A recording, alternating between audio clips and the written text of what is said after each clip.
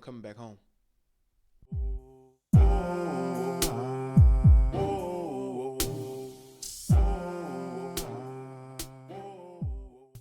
I'm just hop straight into it. But before I do so, how you doing? I'm Alonzo. Nice to meet you, and welcome to the channel. There was something that I was talking to my mom about a few days ago that I wanted to share with the world. It was about a few years ago when I left home in 2020 and I moved out. It was during COVID. I moved far away, and when I got to this new place, new environment, um, new things that I'm being exposed to, I began to get homesick because I was so used to being in a welcoming, warm environment, whether it be my mom, my sister, my dad, my granddad, or whoever was in my life at the moment.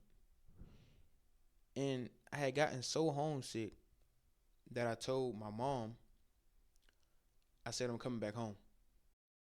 When I said that I was coming back home, I didn't realize what I was doing in the moment because the opportunity had presented itself, but I had prayed to be where I was currently at.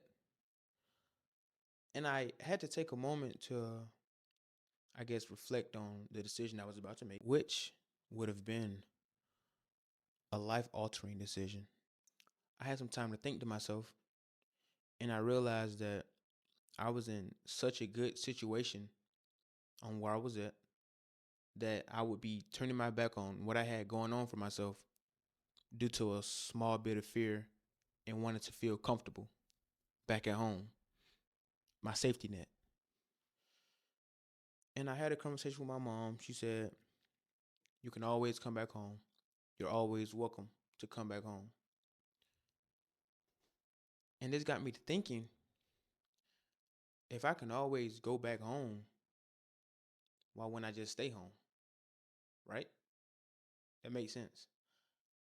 And the topic of today's video is about the importance of a safety net, because that's what it was. My mom had presented me with a safety net. Now, the decision I made when I decided to go back home, it would be a life altering decision.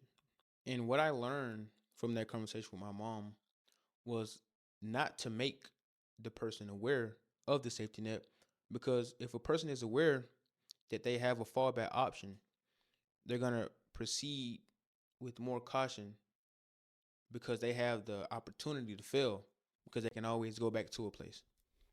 And the only dilemma that I was facing myself was that I hadn't failed anything. I haven't failed. I was faced with a small bit of adversity that I had already faced to get to where I was already at. I was already established. I had a job. I have a car. I had a place to live. I was eating, but I was lonely. I missed my mom and my sister, my granddad and my dad, my cousins, and so on and so forth. That I was literally on the edge of sacrificing and giving it all up just to go and be comfortable. Because I had noticed so many patterns within the community that I grew up in where you had people still living at home, which is okay, you know. People move at their own speeds. I'm not judging. But growing up and seeing these people, I guess what's the word I'm looking for? Um Using their safety nets as their only option and being afraid to take a risk, I refused. I decided that I would face my adversity and my fears head on. And I noticed it a lot growing up, but I didn't know what it meant until the conversation with my mom when she said, I'm always welcome to come back home. If I'm being honest, I took it as disrespect. I literally took it as disrespect that my mom said her doors were always open for me. I did. I'm not gonna lie. It's because I refused to go back to the bird nest that I had flew away from so confidently earlier in 2020. Now, this didn't happen overnight. It's actually still ongoing. I'm just choosing to share my testimony with the world.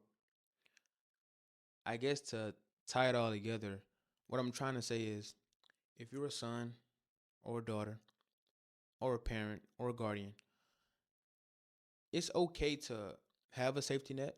And if you're the safety net, don't let the person, I guess,